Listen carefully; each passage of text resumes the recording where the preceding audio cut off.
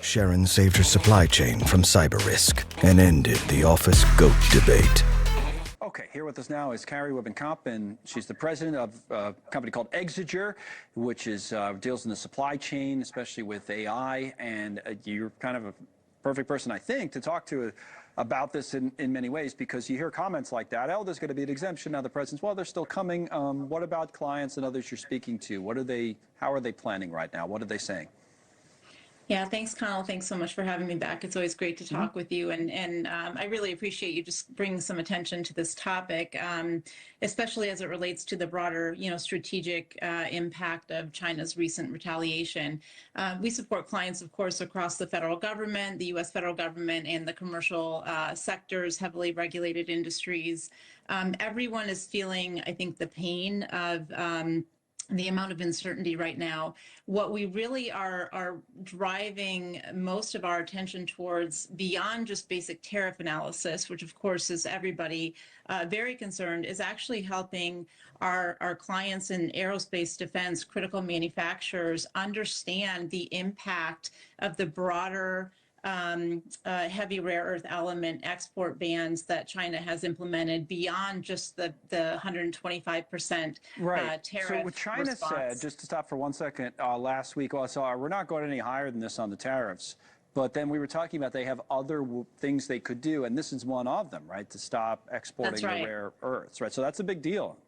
It is a big deal, and I would argue it's an even bigger deal than the tariff hike, because that's just a tax, right? What China is effectively doing is, putting us in a critical strategic chokehold.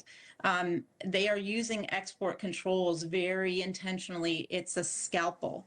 They are cutting us with very strategic intent right now, because we have such complete reliance on China. It's like 90-something%, isn't it? I mean, like for these types of things, we can't. There's nowhere else. Can people you deal with, they have nowhere else to go. Pretty much? That's right. We have 100% reliance on China for imports of over 10 critical minerals. Right. 50% reliance on about 30 others for heavy rare earth elements. Actually, the rare earths aren't that rare. What is incredibly rare is the processing and refining, which is all done in China. Right. So even if we are able to increase in our sourcing for rare earths, all of the processing is in China. Even MP Materials, which is our only rare earth mine in the United States out in Mountain Pass, California, ships their ore to China for processing. So do they have more cards to play than, the administration is letting on? They keep saying we have the advantage. But, of course, withholding this stuff could hurt China's economy even more as well. How do you see that bigger picture? Yeah, bigger picture. I'm just very concerned. I really think there's a big disconnect in our strategy right now. Yeah. And you have historical precedent for this, like with Japan back in 2010 when China did something similar over a land dispute. But Japan responded by stockpiling over a year's worth of heavy rare earth elements. We are not in that situation. We do not have stockpiles where they need to be. And again, that processing, you look at the full value chain from critical minerals and mines all the way to production, processing and refining is that key strategic gap. There are conversations about, domesticating that capability, potentially using defense arsenals and standing up, U.S.-based processing and refining.